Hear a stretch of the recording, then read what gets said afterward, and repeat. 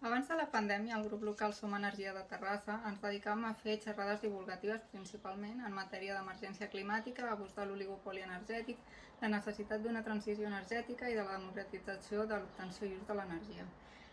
Degut a la situació energètica actual, els mitjans de comunicació ja es fan ressò de tota aquesta situació, de manera que la feina principal del grup local actualment es centra en la captació de persones sòcies, l'assessorament en la contractació i principalment en la promoció de la compra col·lectiva d'instal·lacions individuals d'autoproducció elèctrica fotovoltaica.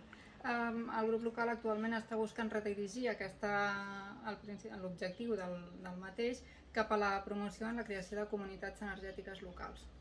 Per altra banda, mentre que l'accés al grup abans era més individualitzat, sent les persones ja interessades en el medi ambient que s'apropaven a nosaltres, ara el que es busca és, precisament per aconseguir aquest nou objectiu de la promoció de la creació de comunitats energètiques locals, es busca una aproximació col·lectiva per barris.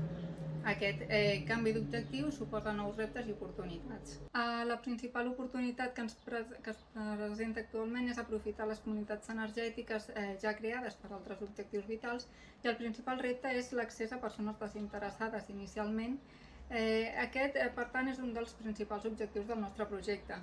Es tracta d'arribar a joves d'entre 14 i 18 anys perquè siguin ells els que introdueixin els conceptes del respecte al medi ambient i la responsabilitat energètica a les famílies i per extensió als barris. A més, se'ls facilitarà l'adquisició de coneixements i hàbits, tot això enfocat a un millor futur.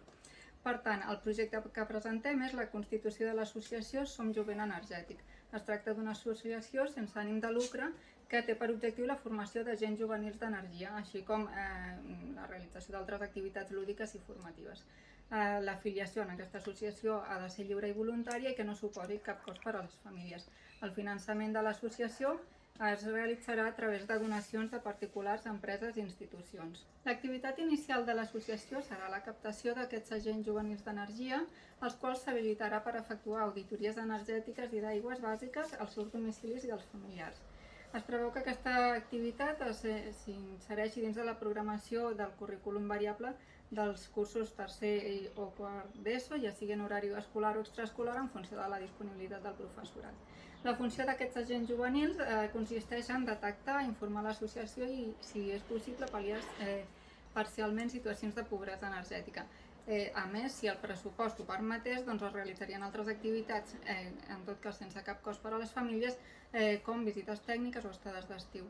També es contempla la situació de que, en tot cas, s'ha d'assegurar que l'accés a aquesta formació garanteixi la igualtat de gènere. Si guanyem el premi, els diners es destinaran a la constitució i promoció de l'associació Som Jovent Energètic, així com a la preparació dels documents i materials necessaris per a aquest primer curs de formació.